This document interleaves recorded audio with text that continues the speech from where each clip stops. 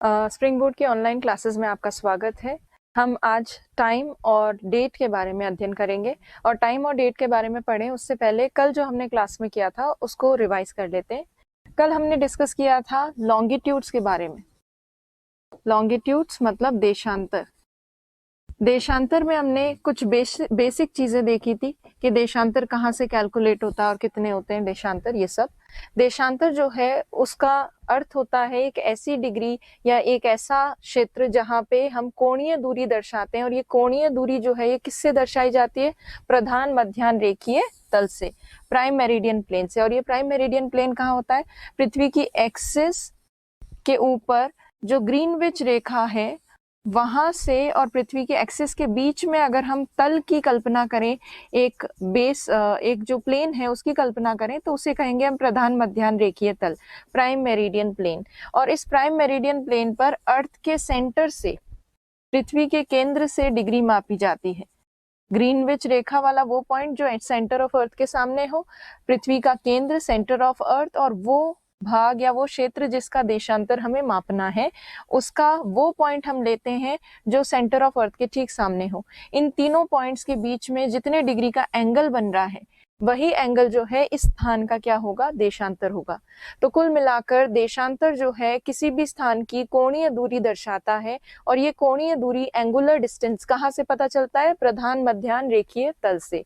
और prime meridian plane से, जो एक सेमी सर्कुलर प्लेन है, इस प्लेन के ईस्ट में, पूर्व में, तथा इस प्लेन के पश्चिम में, वेस्ट में, दोनों तरफ देशांतर डिग्रियां मेजर की जाती हैं या मापी जाती हैं। और इसी देशांतर के आधार पर प्राइम मेरिडियन जो है, प्रधान मध्याह्न रेखा, ये पृथ्वी को दो प्रमुख गोलार्धों में बांटती है। इसके प्रधान मध्याह्न रेखा, जिसे हम 0 डिग्री कहते हैं, इसके ईस्ट की तरफ, पूर्व की तरफ है पूर्वी गोलार्ध, और इसके इस तरफ है पश्चिमी गोलार्ध, वेस्टर्न हेमिस्फीयर। ईस्टर्न हेमिस्फीयर और ये है वेस्टर्न हेमिस्फीयर। ईस्टर्न हेमिस्फीयर और वेस्टर्न हेमिस्फीयर में जो लॉन्गिट्यूडनल डिग्री मेजर की जाती है, प्रधान मध्याह्न रेखीय तल से पूर्व में 180 डिग्री मापी जाती है और पश्चिम में भी 180 डिग्री मापी जाती है। तो टोटल जो डिग्रियां मापी जा रही हैं वो कितनी है? लॉन्गिट्यूडनल डिग्रीज, एक तो 0 डिग्री माप रहे हैं हम, प्लस हम 180 डिग्री पूर्व में माप रहे हैं, प्लस हम 180 डिग्री पश्चिम में माप रहे हैं। तो टोटल जो डिग्रियां दर्शाई जाती हैं मैप पर या ग्लोब पर, वो डिग्रियां कितनी होती हैं? 361 डिग्रीज होती। तो डिग्रियां जो दर्शाई जाती है आमतौर पर मैप के ऊपर वो 361 होती हैं, पर देशांतर की रेखाएं कितनी होती हैं? केवल 360। और देशांतर रेखाएं या लाइंस जो हैं वो 360 इसलिए होती हैं क्योंकि 180 डिग्री पूर्वी देशांतर और पश्चिमी देशांतर की एक ही लाइन होती है। 180 degree east and 180 degree waste दोनों एक ही जगह आते हैं, तो उनकी जो लाइन बनती है रेखा, वो सिमिलर एक ही लाइन होती है, सेम लाइन होती है। उसके अलावा हमने देखा कि जितने भी देशांतर हैं, लॉन्गिट्यूड्स होते हैं, वो एक पोल से दूसरे पोल तक जाते हैं, एक ध्रुव से दूसरे ध्रुव तक। तो जितनी भी लॉन्गिट्यूडनल लाइंस हैं वो क्या बनाती हैं? एक सेमी सर्कल बनाती हैं, एक अर्धवृत्त बनाती हैं, जैसे इसमें भी दिख रहा है आपको। और अगर बहुत सारे लॉन्गिट्यूड्स बनाए तो कुछ इस तरह से दिखेंगे, जो सेमी सर्कल्स बना रहे, कंप्लीट सर्कल नहीं बना रहे। तो देशांतर रेखाएं जो है एक अर्धवृत्त का निर्माण करती हैं। और लॉन्गिट्यूडनल लाइंस जो होती हैं उनके बीच में अगर हम डिस्टेंस की बात करें, दूरी की, तो इनके बीच में दूरी सबसे ज्यादा होती है विषुवत रेखीय क्षेत्र में। 0 डिग्री वाले क्षेत्र में, इक्वेटोरियल रीजन में, इनके बीच में डिस्टेंस ज्यादा होता है। जैसे जैसे पोल्स की तरफ जाते हैं, ध्रुवों की तरफ, इनके बीच की दूरी धीरे धीरे कम होती जाती है, और पोल्स पर, ध्रुवों पर जाकर ये सारी जो देशांतर रेखाएं हैं, लॉन्गिट्यूडनल लाइंस, ये एक साथ मर्ज हो जाती हैं, मिल जाती हैं आपस में। तो इसीलिए लॉन्गिट्यूडनल लाइंस जो है उनके बीच में डिस्टेंस वेरी करता है, चेंज होता रहता है। और सबसे ज्यादा डिस्टेंस जो इक्वेटोरियल रीजन में है, विषुवत रेखीय क्षेत्र में, वो 111 किलोमीटर होता है लगभग। तो देशांतर डिग्रियां जो है सेमी सर्कल बना रही हैं, और हर एक लॉन्गिट्यूडनल जो लाइन है वो एक पोल से दूसरे पोल तक जा रही है। इसीलिए हम किसी भी लॉन्गिट्यूडनल लाइन को अगर देखें तो हर एक लॉन्गिट्यूडनल लाइन की लेंथ, लंबाई सेम है, हर लाइन एक ध्रुव से दूसरे ध्रुव तक जाती है। तो सभी देशांतर रेखाओं की जो लंबाई है, लेंथ, वो सेम होती है। तो ये हमने कल के वीडियो में डिस्कस किया था। उसके साथ साथ हमने ये भी देखा था कि ये देशांतर रेखाएं जो हैं ये स्थानीय समय गणना के काम आती है। और स्थानीय समय गणना जब की जाती है तो ये की जाती है किसके सापेक्ष? जीएमटी के सापेक्ष। जीएमटी मतलब क्या होता है? Greenwich mean time. Greenwich mean time के आधार पर विभिन्न देश जो हैं अपने स्थानीय समय की गणना करते हैं, या फिर स्थानीय समय का के आधार पर। अच्छा, यहाँ पर दो चीज आपको क्लियर होनी चाहिए, एक तो होता है लोकल टाइम और एक होता है मीन टाइम। मीन टाइम या फिर आप कह सकते हो स्टैंडर्ड टाइम। स्टैंडर्ड टाइम इसको हम हिंदी में कह सकते हैं, ये तो है स्थानीय समय। स्थानीय समय, और ये जो है जिसे हम स्टैंडर्ड टाइम कहते हैं, जैसे इंडियन स्टैंडर्ड टाइम, तो ये स्टैंडर्ड टाइम का मतलब होता है मानक समय। मानक समय। तो स्थानीय समय तो हर एक लॉन्गिट्यूडनल डिग्री का लोकल टाइम जो है वो अलग अलग होता है। जैसे इंडिया से बहुत सारे लॉन्गिट्यूड्स गुजरते हैं, बहुत सारे देशांतर गुजरते हैं, और हर एक लॉन्गिट्यूड जो है उसका टाइम अपना एक अलग होता है, सेपरेट टाइम होता है। पर ये स्थानीय समय जो है ये पूरा देश फॉलो नहीं करता। देश के मध्य भाग से एक ऐसा देशांतर जाता है जिसका समय सभी देश के स्थानों से थोड़ा मिलता जुलता हो, उस देशांतर को चुन लिया जाता है मानक समय गणना के लिए या स्टैंडर्ड टाइम कैलकुलेशन के लिए।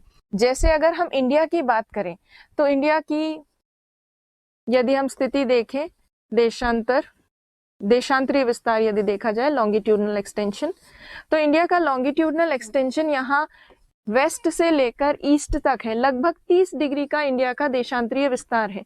30 डिग्री में इंडिया के पश्चिमी भाग और पूर्वी भाग में 2 घंटे का अंतर आ जाता है। और ईस्टर्न साइड, वेस्टर्न साइड अगर इंडिया की देखें तो 68 डिग्री 7 मिनट के आसपास है। यहाँ पर 97 डिग्री 25 मिनट के आसपास ईस्टर्न पूर्वी गोलार्ध में इंडिया का विस्तार है।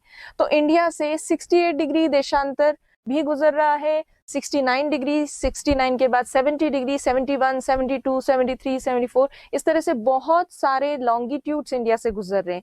और हर एक लॉन्गिट्यूड का अपना एक अलग टाइम है। जैसे 70 डिग्री जो लॉन्गिट्यूड है देशांतर, उसका अलग टाइम होगा, 80 डिग्री देशांतर का अलग टाइम होगा, और 90 डिग्री का अलग टाइम होगा। तो ये हर एक लॉन्गिट्यूडनल डिग्री का जो अलग अलग टाइम होता है उसको हम क्या कहते हैं? स्थानीय समय। पर हम जो पूरे इंडिया में फॉलो करते हैं, हमारी घड़ी जिस आधार पर चलती है वो क्या है? इंडिया का स्टैंडर्ड टाइम है, वो भारत का मानक समय है। और भारत का मानक समय कौन से देशांतर के आधार पर दर्शाया जाता है? तो ये यहाँ से गुजरने वाला एक देशांतर है जो है 82.5 डिग्री पूर्वी देशांतर। 82.5 डिग्री ईस्टर्न लॉन्गिट्यूड जो है वो इंडिया का स्टैंडर्ड समय बताता है, मानक समय। तो मानक समय में और स्थानीय समय में ये अंतर होता है। और हम जो इंडिया में फॉलो कर रहे हैं टाइम, वो इंडियन स्टैंडर्ड टाइम है, जो किसके बेसिस पे डिसाइड हुआ है? 82.5 डिग्री पूर्वी देशांतर के बेसिस पे। तो जीएमटी के सापेक्ष सभी देश जो है अपने स्थानीय समय गणना करते हैं, या मानक समय गणना जो है की जाती है उस आधार पे।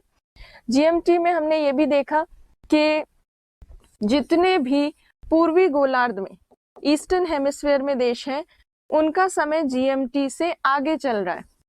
और जितने भी देश हैं पश्चिमी गोलार्ध में, वेस्टर्न हेमिस्फीयर, ईस्टर्न हेमिस्फीयर, जितने भी देश हैं वेस्टर्न हेमिस्फीयर में, उनका समय पीछे चल रहा है। ईस्टर्न वालों का आगे और वेस्टर्न वालों का पीछे चल रहा है, जीएमटी से पीछे चल रहा है। ऐसा क्यों? क्योंकि सूर्योदय कहाँ से होता है? पूर्व से होता है, और सूर्यास्त किस तरफ होता है? पश्चिम की तरफ। तो पहले जो पूर्व में देश है वहां पे सूर्योदय हो चुका होगा, उनका समय आगे चलेगा, और पश्चिम वालों का समय पीछे चलेगा।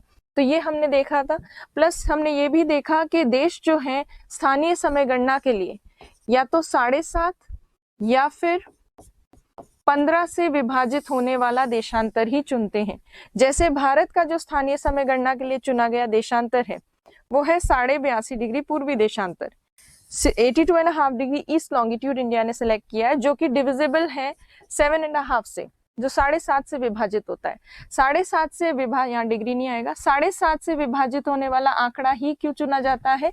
क्योंकि अगर हम 15 डिग्री देखें, 15 देखें, तो हर एक 15 डिग्री को क्रॉस करने में पृथ्वी को कितना समय लगता है, 1 घंटे का समय लगता है। और 7.5, 15 का आधा होता है 7.5, तो हर एक 7.5 डिग्री के अंतर पर कितने समय में अंतर कितना हो जाएगा, आधे घंटे का अंतर होगा। इसीलिए कैलकुलेशन में आसानी होती है अगर 1-1 घंटे का अंतर हो या फिर आधे आधे घंटे का अंतर हो। और इसी आधार पर अगर हम देखें 82.5 डिग्री 82.5 डिग्री जो इंडिया का समय है, ये जीएमटी से 5.5 घंटे आगे है, 5.5 घंटे। और ये इसलिए क्योंकि हमने एक ऐसा देशांतर चुना है जो कि 7.5 से विभाजित होता है। अगर हम कोई ऐसा देशांतर चुनते, ऐसा लॉन्गिट्यूड चुनते जो 15 से विभाजित होता है, तो हमारे यहाँ ये जो 5.5 का अंतर है सीधा ये राउंड फिगर में आता। 6 घंटे का अंतर होता या तो, या 4 घंटे का अंतर होता, तो वो राउंड फिगर में आता आंसर अगर हम 15 से विभाजित होने वाला आंकड़ा चुनते तो। पर हमने 7.5 से विभाजित होने वाला चुना है, इसलिए हमारे टाइम में डिफरेंस जो है वो आधा घंटा एक्स्ट्रा है। तो इस तरह से जीएमटी के सापेक्ष जो है समय गणना की जाती है। अब ग्रीनविच मीन टाइम जो है उसके बेसिस पर जो कैलकुलेशन करते हैं, उसमें भी हम बेसिक कैलकुलेशन की जो कुछ बेसिक चीजें हैं वो हमें पता होनी चाहिए। पृथ्वी जो है एक रोटेशन कंप्लीट करती है लगभग कितने घंटे में, 24 घंटे में। इसका मतलब ये हुआ पृथ्वी 24 घंटे में कितना डिग्री घूमती है, 360 डिग्री। 360 डिग्री अगर 24 घंटे में घूम रही है, इसका मतलब 1 घंटे में पृथ्वी कितना घूमेगी, 1 घंटे में घूमेगी 1 आवर में 15 डिग्री। और 15 डिग्री अगर घूम रही है 1 घंटे में, 1 घंटे का मतलब होता है 60 मिनट, 60 मिनट। और इसको अगर 15 डिग्री से विभाजित करें तो 1 डिग्री जो है पृथ्वी कितने समय में कवर करेगी, 4 मिनट में। तो 1 डिग्री का अगर अंतर आता है तो 4 मिनट का डिफरेंस आ जाता है समय में। 15 डिग्री का अगर डिस्टेंस आता है या डिफरेंस आता है देशांतर में, लॉन्गिट्यूड में, तो समय में कितना डिफरेंस आ जाता है, 1 घंटे का डिफरेंस आ जाता है। तो इस बेसिस पर, ये जो मेन कैलकुलेशन है इसके बेसिस पर समय गणना की जाती है। और उसी समय गणना को अब हम और आगे समझने वाले हैं डिटेल से। तो स्थानीय समय गणना जो है उसके बेसिक डेटा जो है वो मैं यहाँ पे लिख देती हूँ ताकि उसके बेसिस पे हम आगे कैलकुलेशन देख सके। तो 15 डिग्री जो है 1 घंटे में, 1 डिग्री 4 मिनट में,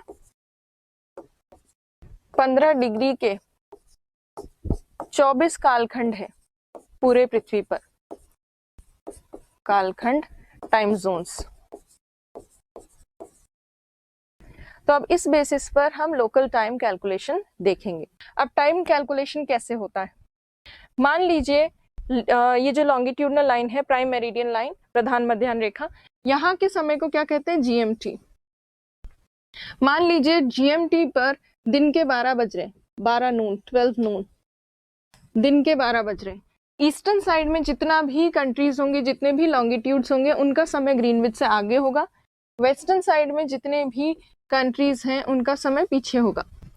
अगर मैं कहूँ आपको कि 60 डिग्री पश्चिम, ये 60 डिग्री वेस्ट की लाइन है ये वाली, 60 डिग्री पश्चिम में कितना समय हो रहा है ये कैलकुलेट कीजिए। जब जीएमटी में समय कितना हो रहा है, दिन के 12 बज रहे हैं। इसी तरह से 60 डिग्री पूर्व में भी कैलकुलेट करें अगर आप, तो कितना समय होगा और कैसे निकाला जाएगा।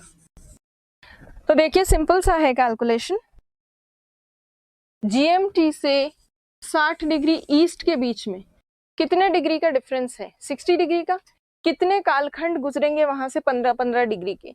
तो अगर 60 को 15 से विभाजित करेंगे तो 4 कालखंड, 4 टाइम जोन्स, और 4 टाइम जोन्स को क्रॉस करने में कितना घंटा लगेगा पृथ्वी को, 4 घंटे। तो यहाँ से यहाँ तक अगर देखें 60 डिग्री पूर्वी देशांतर तक, तो यहाँ पर 60 डिग्री का डिफरेंस है और 4 टाइम जोन्स का डिफरेंस है।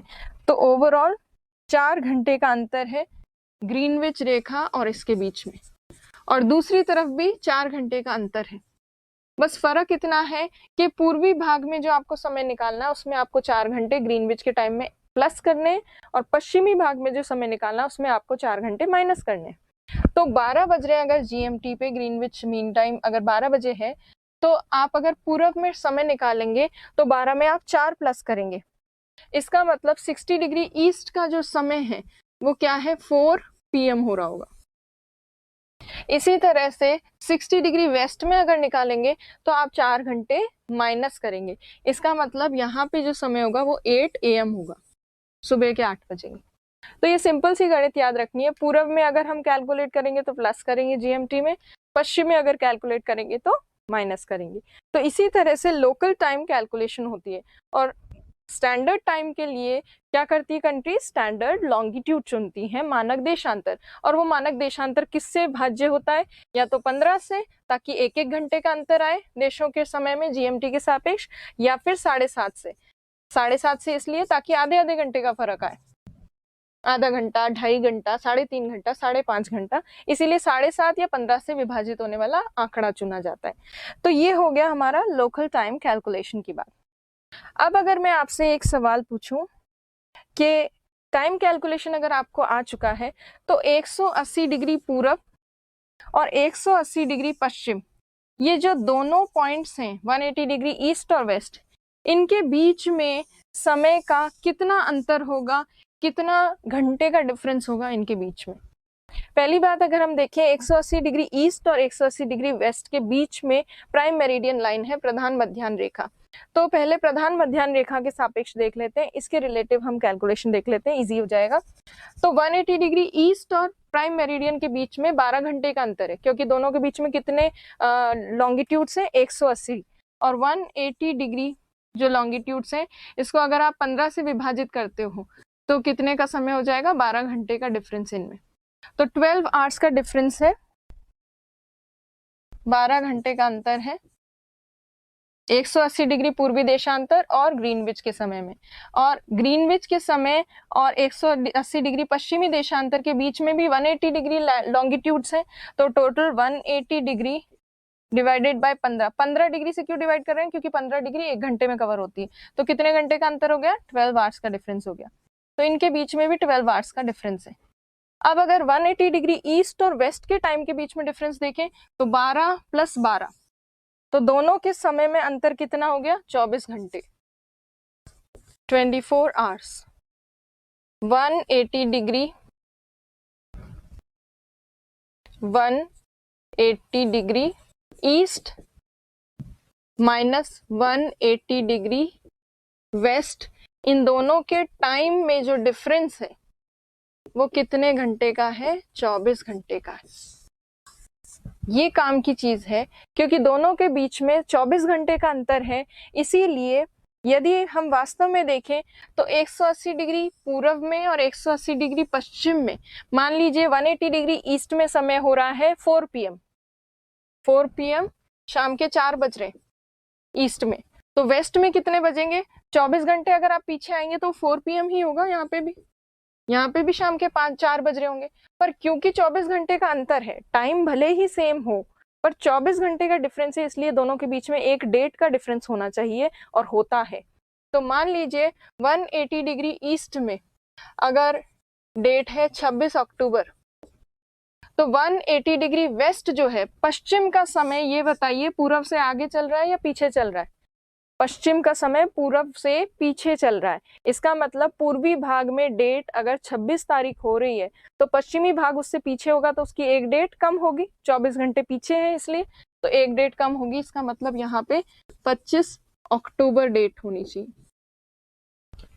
तो क्योंकि 180 डिग्री पूर्वी देशांतर और 180 डिग्री पश्चिमी देशांतर के बीच में समय में 24 घंटे का अंतर है, इसीलिए 180 डिग्री ईस्ट और वेस्ट के बीच में एक डेट लाइन ड्रॉ की गई है। ये भी एक इमेजिनरी लाइन है।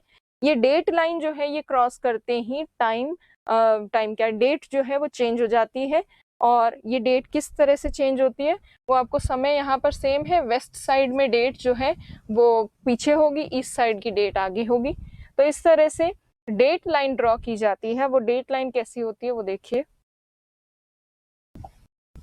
ये देखिए यहाँ पर आपको प्राइम मेरिडियन और डेट लाइन साथ में दिखाई गई है, जबकि आमतौर पर आप ग्लोब पे प्राइम मेरिडियन, प्रधान मध्याह्न रेखा और टाइमलाइन को डेट लाइन को एक साथ नहीं देख सकते, क्योंकि 0 डिग्री या फिर प्राइम मेरिडियन अगर इस तरफ है ग्लोब के तो उसके बिल्कुल पीछे की तरफ है डेट लाइन। तो इंटरनेशनल डेट लाइन बनी कहाँ पर है, 180 डिग्री लॉन्गिट्यूड के बिल्कुल पैरेलल बनी हुई है। यहाँ 180 डिग्री पूरब ईस्ट और ये 180 डिग्री वेस्ट, इन दोनों के बीच में बनी हुई है ये इंटरनेशनल डेट लाइन। आमतौर पर दोनों को एक साथ नहीं देखा जा सकता, ये तो मैप में इस तरह से दिखाया गया है। अब देखिए डेट लाइन कहाँ बनी है और किस तरह से है। ये 180 डिग्री की लाइन है, ये भी 180 डिग्री की लाइन है। ये एक ही जगह होगी, बेसिकली ज्यादा डिफरेंस नहीं होगा, ये तो दिखाया जा रहा है आपको ताकि आपको समझ में आए। 180 डिग्री वेस्ट और 180 डिग्री ईस्ट। अब आप लोगों को लग रहा होगा इतने समय तक मैं ईस्ट इस तरफ लिख रही थी और वेस्ट इस तरफ लिख रही थी, अब मैंने पश्चिम इधर क्यों लिखा है और पूरब इधर क्यों लिखा है? तो याद कीजिए मैंने आपको ये भी बताया था कि नॉर्थ अमेरिका जो कॉन्टिनेंट है ये वेस्टर्न हेमिस्फेयर में है, पश्चिमी गोलार्ध में है। ये साउथ अमेरिका है, ये भी पश्चिमी गोलार्ध में है, वेस्टर्न हेमिस्फेयर में है। ये ग्रीनलैंड आइलैंड है नॉर्थ अमेरिका का, ये भी वेस्टर्न हेमिस्फेयर का पार्ट है। ये यूके है जहां से प्राइम मेरिडियन गुजरती है, ये यूके है। तो ये वाला जो पूरा पार्ट है ये वेस्टर्न हेमिस्फेयर है, पश्चिमी गोलार्ध, और यहां से गुजरती है प्रधान मध्याह्न रेखा और इसके इधर दूसरी तरफ चालू हो जाता है ईस्टर्न हेमिस्फेयर, ये पूर्वी गोलार्ध है। और इसी पूर्वी गोलार्ध का आधा हिस्सा यूरोप, अफ्रीका और इसका आधा हिस्सा एशिया, ये यहाँ पर है। आपको ऑलरेडी ध्यान है कि पूर्वी गोलार्ध मतलब एशिया, इंडिया, इन सब का समय आगे चलता है ग्रीनविच के समय से, इनका समय आगे है। ये इंडिया यहाँ पर, एशिया में ही एक कंट्री है यहाँ जापान। आपको पता होगा Japan is the country of rising sun, सूर्योदय का देश कहते हैं क्योंकि इनका समय आगे चल रहा है इन सब देशों का। दूसरी तरफ उत्तरी अमेरिका, यूएसए, कनाडा, यहाँ पर कनाडा है, यहाँ यूएसए, नीचे मैक्सिको है, इन सब का समय जो है पीछे चल रहा है, इनका समय पीछे चलता है। और डेट लाइन जो है इन दोनों के बीच में बनी हुई है, 180 डिग्री पूरब और 180 डिग्री पश्चिम के बीच में ये डेट लाइन है, ये जो बड़ी सी आपको दिख रही है। अब इस डेट लाइन को यदि क्रॉस करेंगे तो डेट में किस तरह से अंतर होगा वो देखिए। ये डेट लाइन, अब ये मोड़ी क्यों गई है वो बाद में डिस्कस करेंगे, पहले ये देख लेते हैं कि इस डेट लाइन को क्रॉस करने से होता क्या है। देखिए डेट लाइन जब हम क्रॉस करेंगे इस तरफ से, यदि इस तरफ आएंगे, पीछे जहां पर समय कम समय वाले क्षेत्र से ज्यादा आगे समय वाले क्षेत्र की तरफ आओगे तो डेट बढ़नी चाहिए कि घटनी चाहिए? नॉर्थ अमेरिका से जापान वाली तरफ आएंगे अगर आप, तो एक डेट बढ़नी चाहिए या घटनी चाहिए? नॉर्थ अमेरिका वाली तरफ अगर 25 अक्टूबर हो रही है तारीख, तो फिर जैसे ही आप एशिया वाली तरफ, ऑस्ट्रेलिया वाली तरफ, जापान वाली तरफ आएंगे तो तारीख कितनी हो जाएगी? 26 अक्टूबर। तो तिथि रेखा को, डेट लाइन को नॉर्थ अमेरिका वाली साइड से एशिया, जापान, इन सब देशों वाली साइड अगर क्रॉस किया जाता है तो एक डेट बढ़ जाती है। और जितने भी आपको ये नीले रंग के कॉन्टिनेंट्स दिख रहे हैं ये सब किसमें? पश्चिमी गोलार्ध में, वेस्टर्न हेमिस्फेयर, वेस्टर्न हेमिस्फेयर। तो जब भी आप वेस्टर्न हेमिस्फेयर से, पश्चिमी गोलार्ध से आप पूर्वी गोलार्ध की तरफ आते हैं, ईस्टर्न हेमिस्फेयर की तरफ, तब भी क्या होगा? डेट ऑब्वियसली बढ़ेगी। पश्चिमी गोलार्ध से पूर्वी गोलार्ध की तरफ आने पर एक तिथि बढ़ जाती है। और तिथि रेखा जो है इसको यदि हम दिशाओं के सापेक्ष देखें तो आपको पता है दिशा हमने किस तरह से देखी थी, यहाँ नॉर्थ, नीचे साउथ, और नॉर्थ के ठीक लेफ्ट हैंड साइड में ईस्ट और वेस्ट। ईस्ट और वेस्ट जो है एक रिलेटिव टर्म है, एक रिलेटिव टर्म होने की वजह से तिथि रेखा के पूरब में पड़ता है पश्चिमी गोलार्ध और तिथि रेखा के पश्चिम में पड़ता है पूर्वी गोलार्ध। ये कैसे हो गया?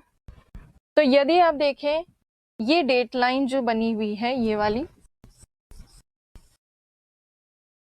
डेट लाइन, और अगर हम दिशाओं को देखें, इस तरफ वाली दिशा ईस्ट होगी, इस तरफ वाली दिशा वेस्ट होगी, और यहाँ पर प्राइम मेरिडियन लाइन होती है, प्रधान मध्याह्न रेखा, ये यूके है, यूके से गुजरने वाली प्राइम मेरिडियन लाइन या जीएमटी जिसको हम कहते हैं, जहाँ के समय को, जीएमटी के ईस्ट में ये वाला पार्ट है, और जीएमटी के वेस्ट में ये वाला पार्ट है। तो गोलार्धों के जो नाम है, हेमिस्फेयर्स के नाम किसके आधार पर रखे गए? जीएमटी, प्राइम मेरिडियन, 0 डिग्री के नाम आधार पर रखे गए। जीएमटी के ईस्ट में जितना भी पार्ट है वो ईस्टर्न हेमिस्फेयर है, जीएमटी के वेस्ट में जितना भी पार्ट है वो वेस्टर्न हेमिस्फेयर है। और जीएमटी के ईस्ट में कौन कौन है? यूरोप है, एशिया है, अफ्रीका है, ऑस्ट्रेलिया है, ये सब जीएमटी के ईस्ट में है, या प्रधान मध्याह्न रेखा के ईस्ट में। और प्रधान मध्याह्न रेखा के वेस्ट में कौन है? ये प्राइम मेरिडियन लाइन है, इसके वेस्ट में कौन है? ये नॉर्थ अमेरिका है और साउथ अमेरिका है, अफ्रीका का छोटा सा पार्ट, ये यूरोप का छोटा सा पार्ट और एंटार्क्टिका। तो हेमिस्फेयर्स का नाम किसके बेसिस पे रखा गया है? प्राइम मेरिडियन के बेसिस पर, इसीलिए नाम बदला नहीं जाएगा। ये पश्चिमी गोलार्ध है और ये पूर्वी गोलार्ध है। पर ये जो पश्चिमी गोलार्ध है, अब इस टाइमलाइन के हिसाब से देखें, सॉरी डेट लाइन के हिसाब से अगर देखें तो तिथि रेखा के पूर्व में पड़ता है पश्चिमी गोलार्ध और तिथि रेखा के पश्चिम में पड़ता है पूर्वी गोलार्ध। तो अगर आप तिथि रेखा को, डेट लाइन को ईस्ट से वेस्ट की तरफ क्रॉस करते हो तो क्या होगा? डेट बढ़ेगी। अगर आप डेट लाइन को वेस्टर्न हेमिस्फेयर से ईस्टर्न हेमिस्फेयर की तरफ क्रॉस करते हो तो भी डेट बढ़ेगी, चाहे कुछ भी कीजिए, डेट 25 तारीख से 26 तारीख हो जाएगी इस तरफ आने पर। इसको अलग अलग तरीके से कहा जा सकता है। पश्चिमी गोलार्ध से पूर्वी गोलार्ध की तरफ आने पर डेट बढ़ जाती है, सही है ये स्टेटमेंट।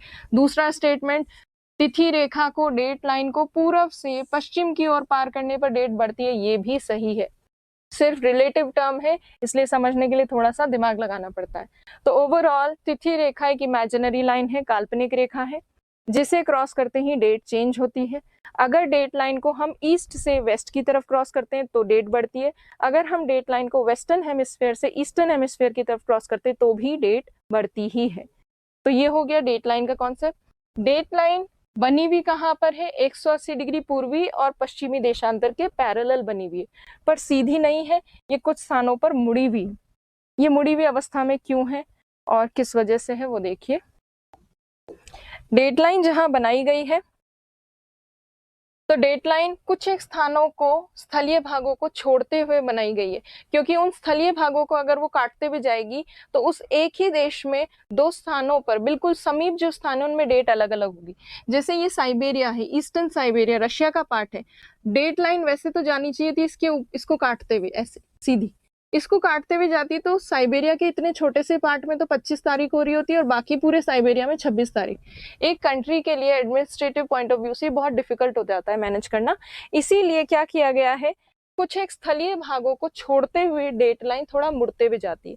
किन स्थलीय भागों को छोड़ते हुए जाती है? तो साइबेरिया के लिए यहाँ पर थोड़ी सी मुड़ी है, फिर यहाँ पर कुछ द्वीप है, ये छोटे छोटे आइलैंड्स है, इनका टाइम यूएसए जैसा टाइम ही रखा जाता है, तो ये यहाँ पर एलुशियन द्वीप है, उनके लिए डेट लाइन थोड़ा और आगे जाती है, फिर वापस अपने नॉर्मल पाथ पे। फिर उसके बाद यहाँ पर प्रशांत महासागर में कुछ द्वीप हैं, उनके लिए तिथि रेखा थोड़ा सा मुड़ती है। तो तिथि रेखा, डेट लाइन कुछ एक स्थानों को बचाने के लिए थोड़ा मुड़ जाती है। और कौन से स्थानों को बचाने के लिए मुड़ती है? वो है ईस्टर्न साइबेरिया, पूर्वी साइबेरिया, एलुशियन द्वीप, एलुशियन आइलैंड्स और पैसिफिक आइलैंड्स। पैसिफिक आइलैंड्स, इन सबको बचाने के लिए तिथि रेखा थोड़ा सा मुड़ती है। तो तिथि रेखा जो है, हमने बेसिक चीजें डेट लाइन की देख ली है। चलिए हम अगला कॉन्सेप्ट जो है उसको डिस्कस करते हैं। तिथि रेखा तो हमने देख लिया। देखिए अगला जो प्रमुख कॉन्सेप्ट है वो है ग्रेटर सर्कल या बृहत वृत्त का कॉन्सेप्ट। बृहत वृत्त या ग्रेटर सर्कल क्या होता है पहले वो देख लेते हैं। तो देखिए ग्रेटर सर्कल या बृहत वृत्त जो है, उस सर्कल को या उस वृत्त को कहा जाता है जो पृथ्वी को दो बराबर हिस्सों में बांटे। जैसे हम अगर देखें इक्वेटर, विषुवत रेखा, विषुवत रेखा वाला जो सर्कल है, विषुवत रेखीय वृत्त या इक्वेटोरियल सर्कल, ये सर्कल अर्थ को दो बराबर पार्ट्स में बांटता है, northern hemisphere and southern hemisphere, उत्तरी गोलार्ध और दक्षिणी गोलार्ध। तो ये ऊपर वाला जो हिस्सा है ये उत्तरी गोलार्ध है, नीचे वाला हिस्सा दक्षिणी गोलार्ध है। इसी तरह से यदि आप 0 डिग्री, प्रधान मध्याह्न रेखा प्राइम मेरिडियन लाइन 0 डिग्री और उसके पीछे वाली 180 डिग्री को जोड़कर, क्योंकि सेमी सर्कल होती है सारी लॉन्गिट्यूडनल लाइंस देशांतर रेखाएं, अगर आप 0 डिग्री वाला सेमी सर्कल और 180 डिग्री वाला सेमी सर्कल जोड़ें तो एक सर्कल बनेगा। और ये जो सर्कल है 0 डिग्री और 180 डिग्री से बनने वाला, ये सर्कल डिवाइड करता है पूरे अर्थ को ईस्टर्न हेमिस्फेयर और वेस्टर्न हेमिस्फेयर में, पूर्वी गोलार्ध और पश्चिमी गोलार्ध में। इसीलिए बृहत वृत्त, ग्रेटर सर्कल, किसी भी ऐसे सर्कल को कहा जाता है, वृत्त को कहा जाता है जो पृथ्वी को 2 बराबर हिस्सों में बांटता हो, चाहे वो उत्तर दक्षिण, चाहे वो पूर्व पश्चिम, किसी भी तरह से डिवाइड करे बट 2 बराबर हिस्सों में पृथ्वी को बांटे, वो ग्रेटर सर्कल कहलाता है। अब यदि हम देखें तो अक्षांशों में लैटिट्यूड्स जो होते हैं, जो कि हॉरिजॉन्टल लाइंस होती हैं, लैटिट्यूड्स में केवल और केवल इक्वेटर, विषुवत रेखा ही एक ऐसा सर्कल बनाती है जो अर्थ को 2 बराबर हिस्सों में बांटता है। इक्वेटर के अलावा आप किसी भी लैटिट्यूड का डिग्री को ले लीजिए, किसी भी अक्षांश की रेखा को ले लीजिए, वो पृथ्वी को 2 बराबर हिस्सों में बांट ही नहीं सकती, क्योंकि इक्वेटोरियल पार्ट सबसे ज्यादा विस्तृत है, सबसे ज्यादा एक्सटेंडेड है। जैसे यदि हम यहाँ देखें तो ये 0 डिग्री तो इसको 2 बराबर हिस्सों में बांट देगी, बट 30 डिग्री या 60 डिग्री 2 बराबर हिस्सों में नहीं बांट सकती। ये ठीक उसी तरह से है, मान लीजिए आप एक बॉल लेते हैं, उसको 2 बराबर हिस्सों में बांटें तो ऊपर वाला हिस्सा और नीचे वाला हिस्सा बराबर होगा। ये तो तब होता है जब हम इक्वेटर से डिवाइड करते हैं। अगर इसी को आप थोड़ा ऊपर से काटें, जैसे मान लीजिए आपने 60 डिग्री वाले क्षेत्र से इसको डिवाइड किया, तो ऊपर वाला जो हिस्सा है ये छोटा रह जाएगा और नीचे वाला जो हिस्सा है ये बड़ा रह जाएगा। इसका मतलब 60 डिग्री, 30 डिग्री, 15 डिग्री, कोई भी लैटिट्यूड ऐसा नहीं है जो 0 डिग्री के अलावा कोई भी लैटिट्यूड ऐसा नहीं है जो पृथ्वी को 2 बराबर हिस्सों में बांट सके। तो अक्षांशों में केवल एक ही अक्षांश ऐसा है जो कि एक ग्रेटर सर्कल का निर्माण करता है, और वो अक्षांश कौन सा है? इक्वेटर। इक्वेटर के अलावा कोई भी दूसरी लैटिट्यूडनल डिग्री अर्थ को 2 बराबर पार्ट्स में नहीं बांट सकती। तो अगर हम लैटिट्यूड की अक्षांश की बात कर रहे हैं तो ग्रेटर सर्कल कौन बनाएगी? केवल इक्वेटर जो है विषुवत रेखा, यही ग्रेटर सर्कल का निर्माण करता है, क्योंकि यही 2 पार्ट्स में बांटता है अर्थ को, बाकी कोई भी लैटिट्यूड नहीं बांट सकता। अब लॉन्गिट्यूड्स की अगर हम बात करें, यदि हम देशांतर की बात करें तो कोई भी देशांतर बृहत वृत्त का भाग हो सकता है। जैसे आप देशांतर में यदि देखें, एक प्रमुख देशांतर आपको ध्यान है 0 डिग्री और 180 डिग्री। पहली चीज जो देशांतर लॉन्गिट्यूड में कंसिडर करने की है कि लॉन्गिट्यूड्स जो होते हैं देशांतर, कोई भी देशांतर एक कंप्लीट सर्कल नहीं बनाता है। तो देशांतर में कंप्लीट सर्कल बनाने के लिए क्या चाहिए होती है? 2 लॉन्गिट्यूडनल डिग्रीज चाहिए होती है, और जो 2 लॉन्गिट्यूडनल डिग्रीज बनाती हैं सर्कल, उनका योग जो है, उनका सम टोटल, वो 180 डिग्री होता है। जैसे प्रधान मध्याह्न रेखा जो 0 डिग्री है और पीछे की तरफ 180 डिग्री पूर्वी या पश्चिमी देशांतर जो है वो 180 डिग्री, इन दोनों को जोड़ते हैं तो 180 डिग्री बनती है। तो 0 डिग्री और 180 डिग्री को जोड़कर एक कंप्लीट सर्कल बनेगा जो अर्थ को 2 बराबर हिस्सों में बांटता है। इसी तरह से 90 डिग्री देशांतर इस तरफ और 90 डिग्री देशांतर इस तरफ, दोनों को अगर आप लेंगे तो एक सर्कल बनेगा जो अर्थ को 2 बराबर हिस्सों में बांटेगा। तो 90 डिग्री प्लस 90 डिग्री, इनका योग भी कितना होगा? 180 डिग्री। अब इसी तरह से यदि हम देखें, मान लीजिए आपके पास कोई देशांतर है जो कि मान लीजिए 100 डिग्री देशांतर है, तो 100 डिग्री देशांतर के ऑपोजिट में पीछे की तरफ ऐसा कौन सा देशांतर होगा, लॉन्गिट्यूड होगा, जो कि उसके साथ मिलकर एक कंप्लीट सर्कल बनाएगा? आपको पता है 2 ऐसे देशांतर चुनने जिनका टोटल कितना हो? 180 डिग्री। तो इसीलिए टोटल 180 डिग्री होने के लिए 100 के साथ कितने डिग्री का देशांतर मिलाएंगे जब सर्कल बनेगा? 80 डिग्री का। तो देशांतर जो है अकेला एक लॉन्गिट्यूड की अगर बात करें तो वो तो सेमी सर्कल बनाता है, 2 लॉन्गिट्यूड मिलकर सर्कल बनाते हैं। ऐसे कौन से 2 लॉन्गिट्यूड मिलकर सर्कल बनाएंगे? जिनका योग, जिनका सम टोटल 180 डिग्री होता है, वो एक कंप्लीट सर्कल बनाते हैं। लॉन्गिट्यूड्स में, देशांतर में, हर एक लॉन्गिट्यूड से बनने वाला जो सर्कल है, मतलब 2 लॉन्गिट्यूड से बनने वाला जो सर्कल है, हर एक सर्कल अर्थ को 2 बराबर हिस्सों में बांट सकता है। जैसे आप देखें यहाँ पर 0 डिग्री और 180 डिग्री अर्थ को 2 पार्ट्स में डिवाइड कर सकता है, ये 2 हिस्से हैं। आप इसको ऐसे देख लीजिए 2 पार्ट्स में, ईस्ट और वेस्ट, इस तरह से भी आप देख सकते हैं, हर तरह से वो 2 पार्ट्स में डिवाइड हो सकता है।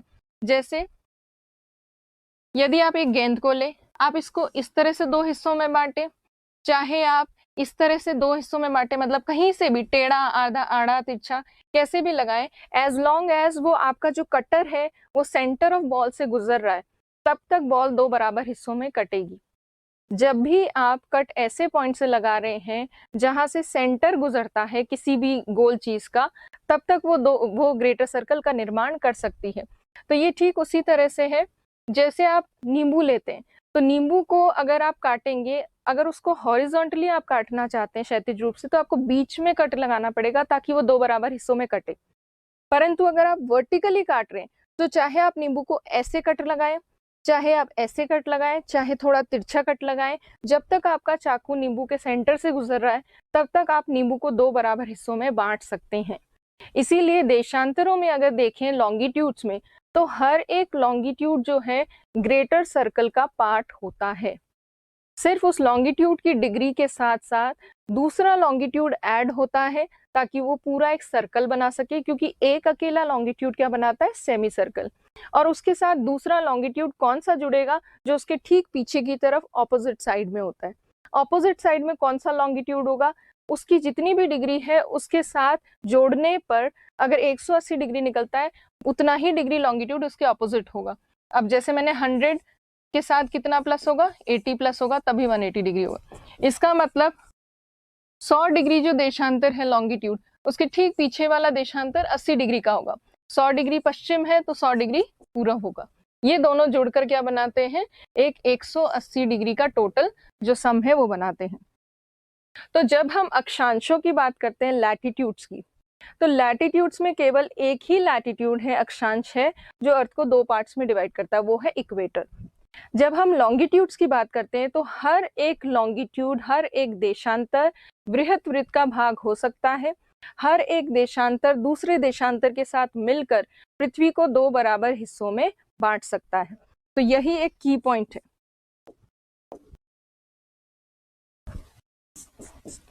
लैटिट्यूड्स में और लॉन्गिट्यूड्स में यही बेसिक डिफरेंस है, लैटिट्यूड, अक्षांश। तो अक्षांशों में केवल 0 डिग्री ही बृहत वृत्त का निर्माण करती है, जबकि लॉन्गिट्यूड मतलब देशांतर, देशांतर में सभी देशांतर जो हैं, ऑल लॉन्गिट्यूड्स, वो एक बृहत वृत्त का भाग होते हैं। तो ये बेसिक डिफरेंस आपको ध्यान रखना है। और बृहत वृत्त होता क्या है, ग्रेटर सर्कल, जो अर्थ को 2 बराबर हिस्सों में बांट देता है। तो अब इसी की डेफिनेशन हम देखते हैं। तो यही डेफिनेशन है, बृहत वृत्त, ग्रेटर सर्कल जो है वो कोई भी ऐसा भाग होगा जो 2 बराबर हिस्सों में पृथ्वी को बांटे, कोई भी ऐसा सर्कल जो 2 बराबर हिस्सों में बांटे। लैटिट्यूड और लॉन्गिट्यूड के हिसाब से तो ये कॉन्सेप्ट हमने देख लिया। अगर हम अक्षांश देशांतर को नहीं कंसिडर करें और ऐसे रैंडमली देखें, तो रैंडमली भी पृथ्वी को 2 भागों में बांटने वाले ग्रेटर सर्कल बन सकते हैं, जो कि एक किसी पर्टिकुलर लैटिट्यूड से या लॉन्गिट्यूड से गुजरने के बजाय वो ऐसे क्रॉस करके भी गुजर सकते हैं। जैसे ये टेढ़ा जो दिख रहा है आपको, ये टेढ़ा भाग जो ग्रेटर सर्कल का निर्माण कर रहा है, ये भी पृथ्वी को 2 बराबर हिस्सों में बांटता है और एक बृहत वृत्त है। सिर्फ इसमें है क्या कि एक सिमिलर लॉन्गिट्यूड या लैटिट्यूड इसमें यूज नहीं हुआ, लैटिट्यूड्स जो है वो ऑपोजिट यूज हुए हैं। जैसे उत्तरी गोलार्ध का 23.5 डिग्री, दक्षिणी गोलार्ध का 23.5 डिग्री, 30 डिग्री, और उत्तरी गोलार्ध का 30 डिग्री और दक्षिणी गोलार्ध का 30 डिग्री, उनसे क्रॉस होके जो एक सर्कल बनेगा, वैसे भी ग्रेटर सर्कल बनता है। पर वो ग्रेटर सर्कल जो है वो एविएशन इंडस्ट्री में काम आता है। एयरप्लेन्स वगैरह जब चलते हैं, प्लेन्स वगैरह ऐसा रूट फॉलो करते हैं जो कि बृहत वृत्त वाले भाग से जाता है। जैसे कोई भी 2 पॉइंट्स हैं, सपोज यहाँ पर एक स्थान है, मान लीजिए यहाँ पे अगर आपको मैप भी दिख रहा है अगर क्लियरली, जैसे ये अफ्रीका है, ये अफ्रीका है, ये यहाँ पर वेस्ट एशिया है, और ये यहाँ पर इंडिया वाला पार्ट है। अगर हमें दिल्ली से जाना हो, मान लीजिए यहाँ पर इस स्थान पर अफ्रीका के, तो हमें क्या लगेगा, और दिल्ली लगभग यहाँ है, तो हमें आम जो लोग हैं हमको लगता है कि यहाँ से सीधे सीधे जाना चाहिए, ऐसे सीधे सीधे जाओ जल्दी पहुंच जाएंगे, ऐसी हमारी कल्पना होती है, हमें लगता है ऐसे। बट जबकि जो प्लेन्स वगैरह चलते हैं वो ग्रेटर सर्कल का रूट फॉलो करते हैं, तो वो क्या करेंगे, बृहत वृत्त वाला मार्ग फॉलो करके इस स्थान तक पहुंचेंगे, और वो ज्यादा शॉर्ट मार्ग होता है। तो किसी भी पर्टिकुलर पॉइंट तक पहुंचने के लिए पॉइंट जो दो होते हैं उनके बृहत वृत्त वाले मार्ग को ही चुना जाता है एयरप्लेन्स द्वारा, क्योंकि बृहत वृत्त वाला जो मार्ग है वो शॉर्टेस्ट डिस्टेंस होता है किन्हीं भी दो पॉइंट्स के बीच में। लैटिट्यूड्स और लॉन्गिट्यूड्स में जब देखते हैं अक्षांश और देशांतर में, तो अक्षांशों में केवल विषुवत रेखा एक ग्रेटर सर्कल का निर्माण करती है, देशांतरों में सभी देशांतर बृहत वृत्त का भाग हो सकते हैं। एक ग्रेटर सर्कल तिरछा भी बनाया जा सकता है पृथ्वी पर, और अक्सर एविएशन इंडस्ट्री या एयरप्लेन्स वगैरह जो पायलट चलाते हैं वो अक्सर ग्रेटर सर्कल बनाते ही रहते हैं, और उस ग्रेटर सर्कल के थ्रू ही वो शॉर्टेस्ट डिस्टेंस ढूंढते हैं किन्हीं भी दो स्थानों के बीच में। और हमें आम तौर पे लगता है कि सीधा वाला डिस्टेंस जो है वो नजदीक होगा, जबकि ग्रेटर सर्कल वाला जो डिस्टेंस है वो सबसे छोटा होता है। अब देखिए नेक्स्ट, ये जो है इसमें आपको ये क्लियर होगा, ये एक बृहत वृत्त वाला रूट है। यहाँ पर यदि देखें, ये यूरोप का एक पार्ट है, यूरोप में आप मान लीजिए यहाँ पे लगभग फ्रांस है, फ्रांस में पेरिस से मान लीजिए आपको जाना हो यहाँ पर यूएसए के नॉर्थ वेस्टर्न पार्ट में, और नॉर्थ वेस्टर्न पार्ट में अगर आपको जाना है तो आपको लगेगा या हमको लगेगा कि यहाँ से सीधे जाना ज्यादा इजी होता है या ज्यादा कन्वीनियंट और छोटा रास्ता है, जबकि एविएशन इंडस्ट्री वाले जो लोग हैं एयरप्लेन से जाएंगे तो ग्रीनलैंड के ऊपर से होते हुए और फिर यहाँ पर पहुंचेंगे। जैसे न्यू दिल्ली से जो डायरेक्ट फ्लाइट जाती है न्यूयॉर्क की तरफ, तो वो न्यूयॉर्क तक जाने वाली फ्लाइट ग्रीनलैंड से होते हुए न्यूयॉर्क पहुंचती है। ग्रीनलैंड थोड़ा ऊपर है द्वीप, फिर भी ऊपर से होते हुए पहुंचती है क्योंकि वो शॉर्टेस्ट रूट होता है। तो बृहत वृत्त वाला मार्ग जो है वो किसी भी पॉइंट तक पहुंचने का सबसे शॉर्टेस्ट डिस्टेंस होता है। खैर, आप लोग को एविएशन या एयरप्लेन या पायलट का एग्जाम तो देना नहीं है, तो इतना डिटेल में इस चीज को नहीं देखना है। सिर्फ ये याद रखिए कि अक्षांश और देशांतर में लैटिट्यूड्स में केवल 0 डिग्री ग्रेटर सर्कल बनाता है, लॉन्गिट्यूड्स में सभी लॉन्गिट्यूड्स ग्रेटर सर्कल का पार्ट हो सकते हैं। ग्रेटर सर्कल पे जो दो पॉइंट्स होते हैं उस बृहत वृत्त वाले मार्ग से यदि जाया जाए उन पॉइंट्स की तरफ, तो वो सबसे छोटा डिस्टेंस होता है उन दो बिंदुओं के बीच में या उन दो स्थानों के बीच में। तो आज की क्लास में हमने लॉन्गिट्यूड्स देखे, देशांतर का रिवीजन किया, देशांतर के साथ साथ हमने स्थानीय समय देखा, लोकल टाइम कैलकुलेशन, और उसके साथ साथ हमने डेट लाइन देखी और ये ग्रेटर सर्कल का कॉन्सेप्ट देखा। इसी के साथ जो हमारा लैटिट्यूड और लॉन्गिट्यूड वाला चैप्टर है वो कंप्लीट होता है। नेक्स्ट क्लास में हम अर्थ से रिलेटेड और भी कई चीजों को डिस्कस करेंगे। Thank you.